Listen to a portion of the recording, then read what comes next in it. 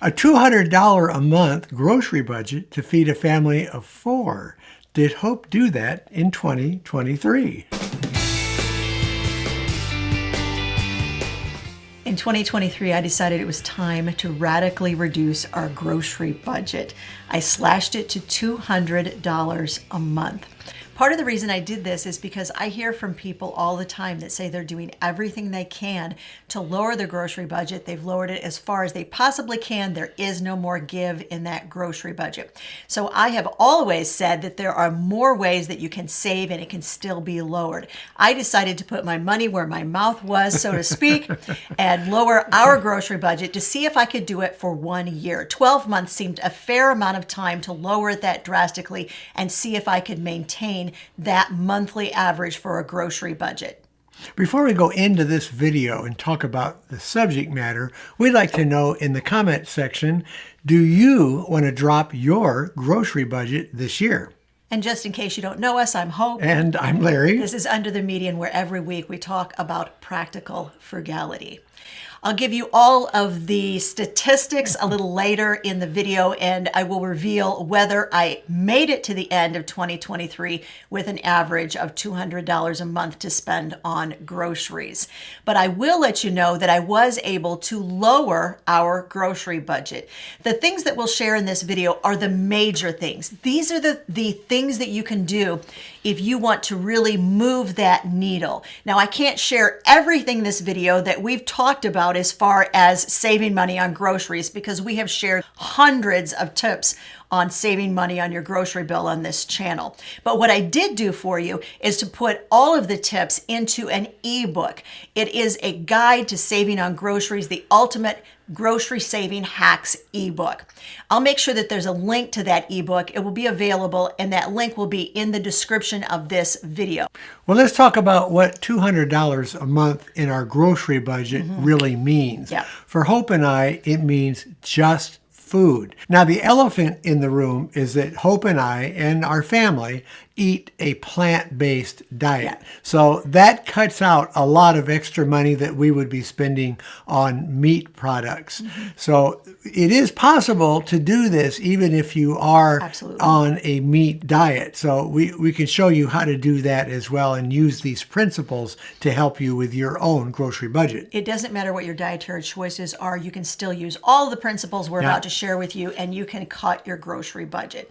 So what were those major things? These are the big things that as soon as we started doing these things, we thought, oh, the needle is moving. The first one is super important. This has absolutely been a game changer for us, and it is a weekly perishable food inventory. That means that on Thursdays, we open the refrigerator door and we make a list of all the perishable foods that are in there. And that list is, say it with me, guys, it is prioritized. That means that the items with the shortest shelf life go at the top of that perishable food inventory list. Why is that important? A couple of different reasons. By Thursday, A, it's been a long week. B, you're super tired. C, you're ready to get fast food on Friday. And D, you don't think that there is any food in your house. So you want to head to either a fast food joint or the grocery store, or a combination of both of those things. But the truth is, if you'll take the time to do a perishable food inventory, there is indeed food in your refrigerator that could be eaten. Not only that, we sort of tracked it throughout the year. On average, when we did the perishable food inventory, we were able to combine those items with items that were already in our pantry or in our freezer, and we could feed our family and fill out a menu planner for at least 3 full days of meals. And that's often surprising to people, but if you will try the perishable food inventory every week, you'll find that your grocery budget really does drop. If you're finding this video helpful, we'd really appreciate it if you'd hit the like button. That helps YouTube send this video to other people that also might have an interest in it. And the other thing too is, if you haven't subscribed to the channel, subscribe. And that way the content that you're seeing will be available to you twice a week. Another major and I think obvious advantage to doing this is that you'll save food that you've already purchased, that you brought into your house, from having to throw it out, because it perished. So this way, you're preserving what you bought, you're putting it to use, you've got it down on a list, and you're planning. So all of these things can help you to keep from buying things that you don't need. Major habit number 2 that helped us to radically reduce our grocery expenses, I alluded to it just a second ago, and that is a weekly menu plan. Major. I do a topical menu plan. I love to menu plan this way. I know, for instance, that 2 soups are enough for us for the entire week. 3 main dishes, really, by the time that we use it for leftovers the next night or for lunch the next day, 3 or 4 main dishes is going to do us, and I've got it down to kind of a science. Yeah. What this allows us to do, though, is to mix and match.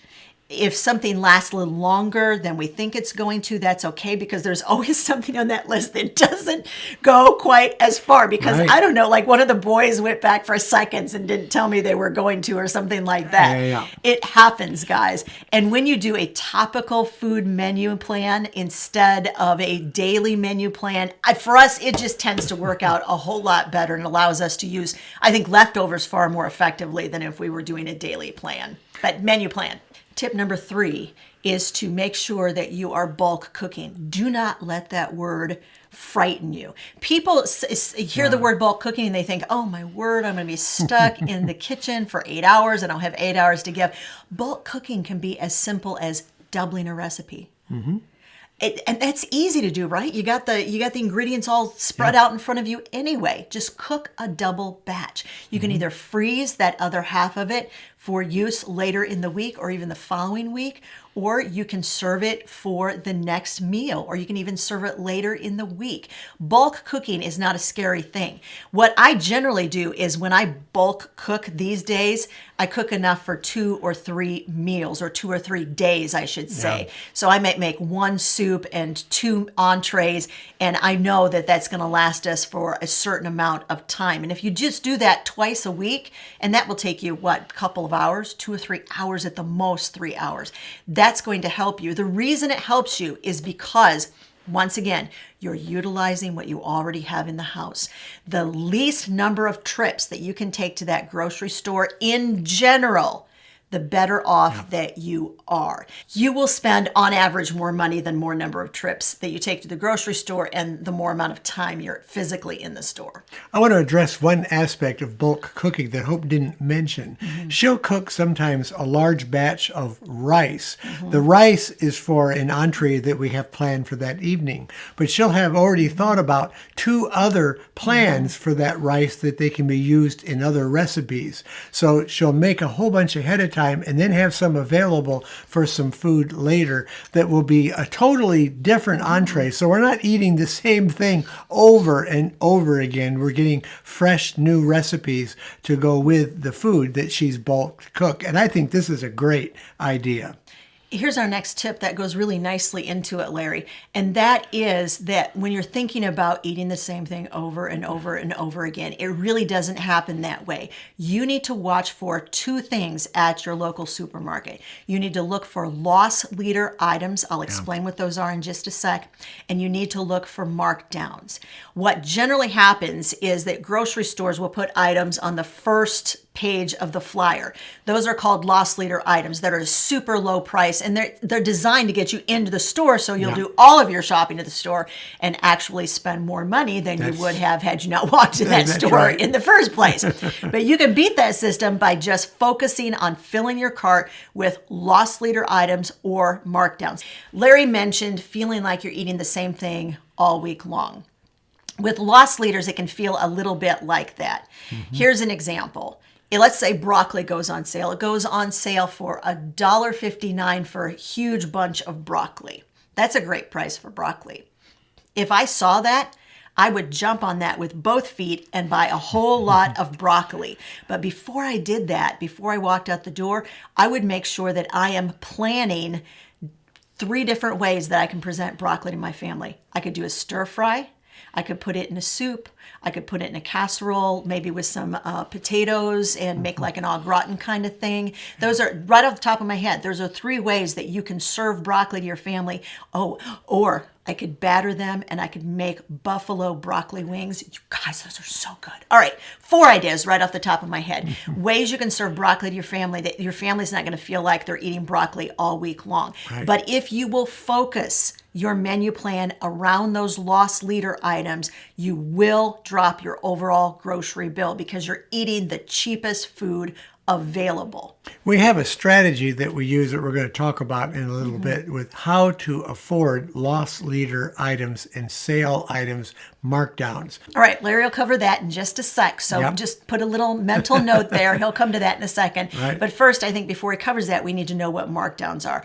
Markdown items are in grocery stores, generally in special areas.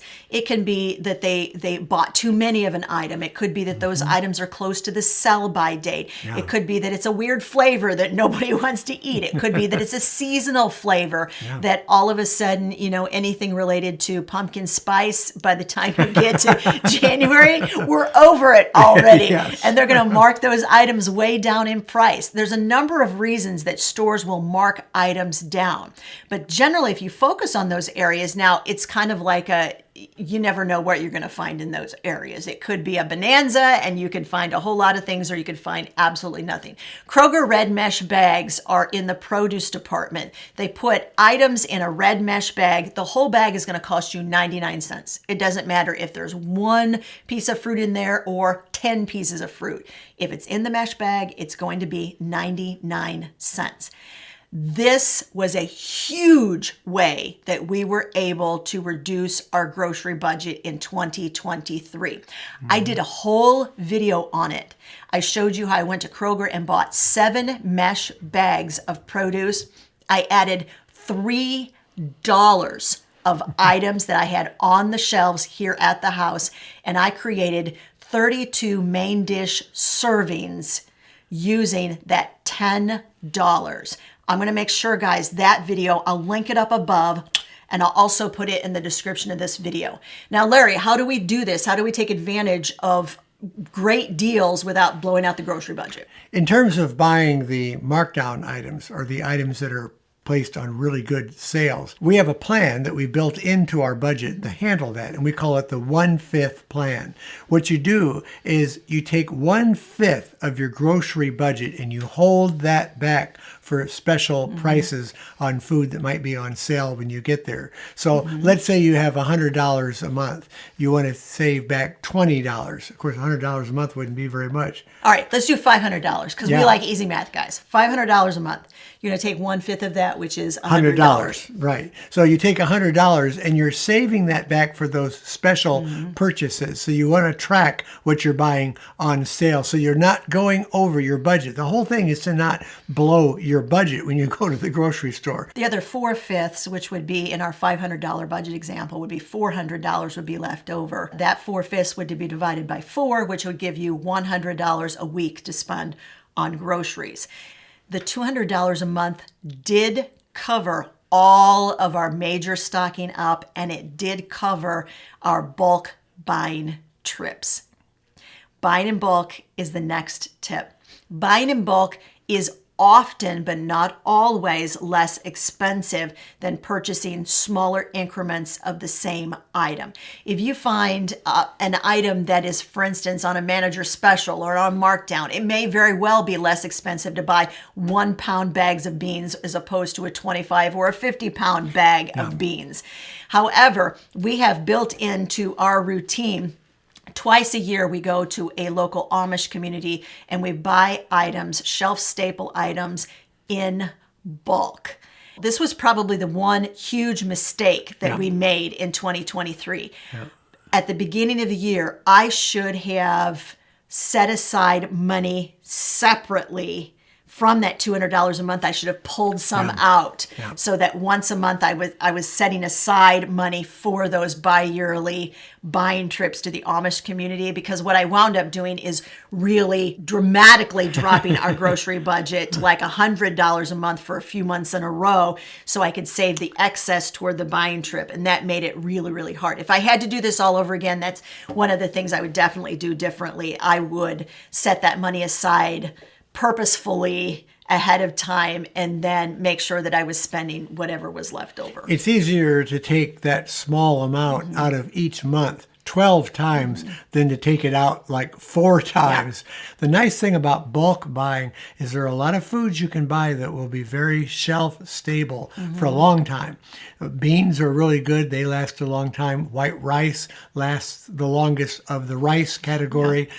We've done a little study to find out how long we can actually keep these items so we don't have those go bad. Quick tip for those of you who are single, or maybe you just have 2 people in your family and you really would like to buy in bulk. We were in that position for a really long time, and we simply found 3 or 4 other families who would like to have the advantage of the lower price per pound. Yeah. We got the bulk food. We had a scale, and we just measured out how many pounds of each item they wanted, and we charged them per pound, and we were able to divide up the larger bags into a much more manageable amount of food that would nicely fit on our pantry shelves. So think about that if you're single or you have just 2 or 3 people in the family. There's always a way of doing things when you put your mind to it. Another strategy that you want to put in place for buying groceries at a cheaper rate is to buy real ingredients. Buy food that's going to nourish you, that's going to be good for you to eat. For one, it will satisfy your appetite.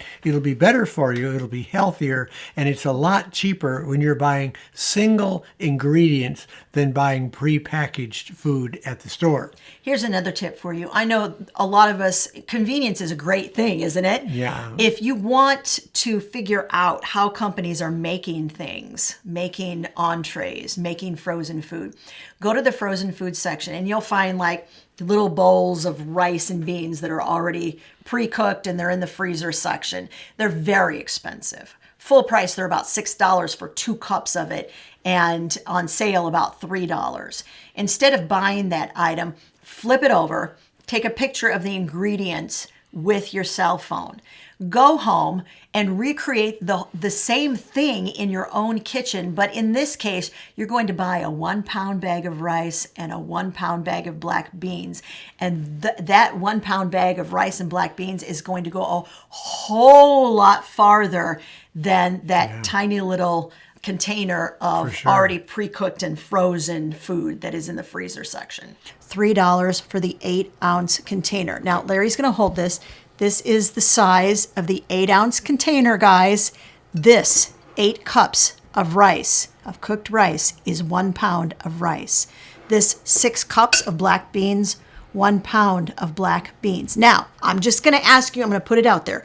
Would you rather eat that for supper, or would you rather eat this for supper? Now, if we tried to split this $3 entree size 4 ways for 4 people, nobody is going to get full at that meal. But consider this. I'm willing to bet that this is at least 8 servings. Enough to serve 8 people, enough to serve 1 person. That's the difference between buying the prepared version and buying the individual single ingredients and making it yourself. Now, we know that this can be a very difficult thing Absolutely. to actually put into place. And we faced a lot of different challenges in trying to stick to our grocery budget, and Hope will address some of those. It was harder than we thought it was going to be. We did find that we needed to watch carefully every single purchase and every single penny. And that did get to be a little tedious. We didn't even get to halfway through the year before that was tedious. It was tedious long before we got to June or July. And it felt a little bit constricting, and that was very, very frustrating for us. It was a challenge to feel like we could not have even an occasional splurge. We did get better at it, though, I think, as we went through the year. And for the last half of the year, we were able to work in an occasional, oh, we wouldn't normally buy this, but this is a little bit of a splurge. So we were able to do that. I guess one of the things that we're saying is if you try this for a month and feel like it's just not working for me, I don't see how it's going to work out, give it longer than a month. This is a little bit like learning to budget. We tell people you got to go through about 3 or 4 or 5 months even of budgeting before you get the kinks worked out and figure out what works for you and what doesn't. This whole process of dropping your grocery budget, it's a little bit the same way. Don't do it just for a month. If you're going to do it, stick to it for at least 1 quarter for 3 months. And then we think you will find as you go through, you'll get a little better at at finding those deals and bargains and figuring out how to stretch that food that you do bring into the house, and you will indeed be able to lower your grocery budget. It is a process, and with every process, there are positives and negatives, challenges, and different things you're going to face. One of the things that we face all the time with grocery money is the fact that groceries are steadily going up in price. So you're constantly having to readjust what you're allocating toward it. So these are some of the challenges. We understand that there might be some months where you don't do as good as another month. Remember to keep an average. If you have 6 months that you're working at, look at all 6 months together to see how you're doing in an overall picture. You might be doing better than you thought you were. And if you have money left over at the end of one month, make sure that you keep that money and roll it over to the next month. That is the other thing that we discovered was pivotal in us keeping an ultra low grocery budget. Are you ready for the big reveal? I'm going to do my drum roll. Big reveal. Did we make it to the end of 2023 and feed 4 people, and that includes 2 hungry teenage sons? Did we make it on an average of $200 a month? The answer is we did. Yes. We made it on $2,400 for the entire year, and we had an extra $17 left over. So we were pretty close to that amount. And we should have used that $17 for a splurge. I think we really should have done that. It's never too late. One of the things that we didn't mention, we sort of alluded to it a little bit, was the fact that when you go to the grocery store, avoid all of that processed food section. Processed foods in general, the more work someone else does for you, the more money it's going to cost you at the checkout. We did do an entire video where we walked you through the grocery store with us, and we pointed out 30 different prepared food items that if you want to drop your grocery budget, it's best to avoid purchasing those types of items. You want to see that video? We think you'll find it super helpful to go along with this video you just watched. That video is right over there.